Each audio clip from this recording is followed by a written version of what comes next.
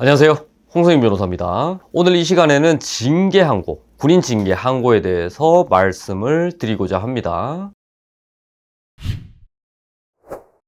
징계에서 과중한 처분을 받았다 라고 했을 때 항고를 함에 있어서 전략 방법은 둘 중에 하나죠. 첫 번째는 난 아예 그런 사실 자체가 없다, 나는 무혐의다 라고 해서 징계 사유가 아예 없다는 방향으로 갈 수 있습니다. 두 번째는 징계 사유 자체는 있다, 그런데 이게 너무 과중하다 라고 할 수도 있습니다. 물론 그 둘 다를 주장하는 경우도 있죠. 징계 사유가 없다, 가사 징계 사유가 있다고 하더라도 원심 징계는 너무나도 과중하다, 이렇게 가는 방법도 있습니다. 그거는 사건마다 다 다른 것이지 일률적으로 이걸 이렇게 간다, 징계 사유가 없는 걸로 간다, 있는 곳으로 간다, 재량권 일탈남용으로 간다, 이렇게 말씀드릴 수는 없습니다.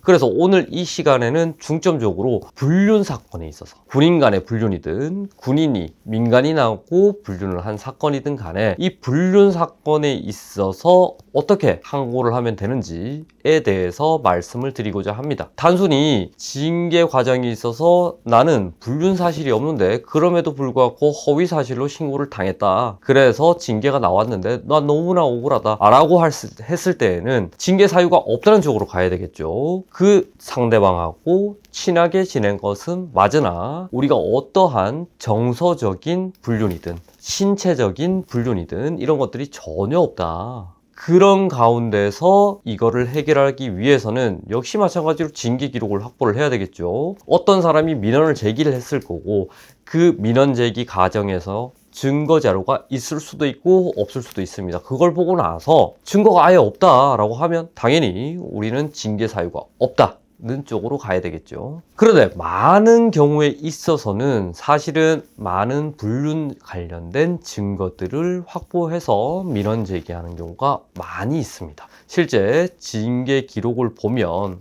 굉장히 다양한 증거들이 나오는 경우가 있다 라고 말씀드립니다. 실제 제 경험에 비추어 봤을 때는 정말 증거가 없을 것처럼 징계위원회에서는 질의응답을 받았고 조사 과정에서도 마찬가지였는데 실제 제가 항고를 수행하다 보면 많은 증거 자료들이 나오는 경우도 있습니다.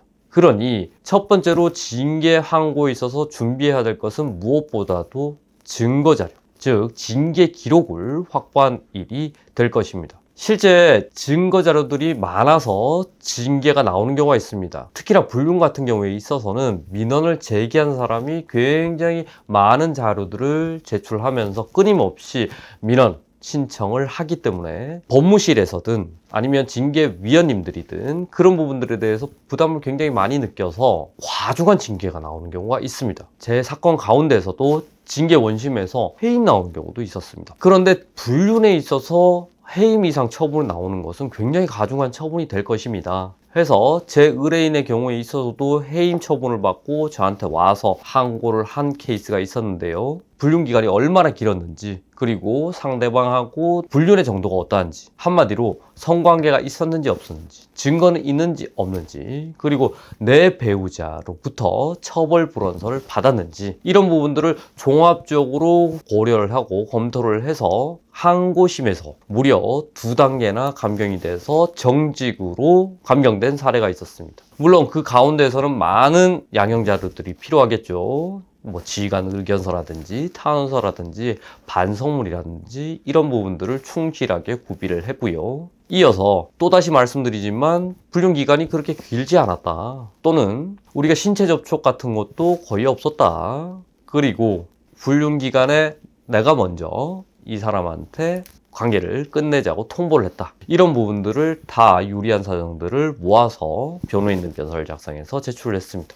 그러고 난 다음에 항고위원회에 갔을 때는 저는 어떻게 변론을 했냐면 헌법재판소에서 간통죄에 대해서 헌법불 없이 판결한 것이 벌써 십수년이 되어 간다, 그럼에도 불구하고 여전히 형사처벌도 안 하는 것들을 징계에 있어서는 너무나 과중하게 처벌하는 경우가 있다, 그리고 저의 다른 사례들을 비추어 봤을 때도 굉장히 과중한 처분이 나온 거다, 해임 처분은. 그래서 이 부분 관련해서는 확실하게 항고심에서 정리를 해 주셔야 된다. 만약에 이 사건이 행정소송으로 가게 되면 결국에는 항고인이 승소할 가능성이 많은데 그렇게 됐을 때 소송 비용까지도 국가에서 부담해야 될 거 아니냐. 그거는 국가 예산 낭비고 국민 세금의 낭비이니 이 항고심 단계에서 감경을 해 주십시오 라고 변론을 펼쳤습니다. 그래서 결국에는 좀 전에 말씀드린 바와 마찬가지로 해임에서 정지까지도 감경을 해냈습니다. 어떤 분들은 한 단계만 다운되는 거 아닌가요? 라고 하시는 분도 계십니다. 지난 징계항고 시간에도 말씀드렸지만 반드시 한 단계만 감경시키라는 그런 규정은 전혀 없습니다. 해서 해임받았는데 감경되어서 경징계 나오는 경우도 있었고요. 정직이었는데 감경돼서 근신 나오는 경우도 있었고 원징계 처분을 취소하고 아예 무혐의가 난 사례도 있었다.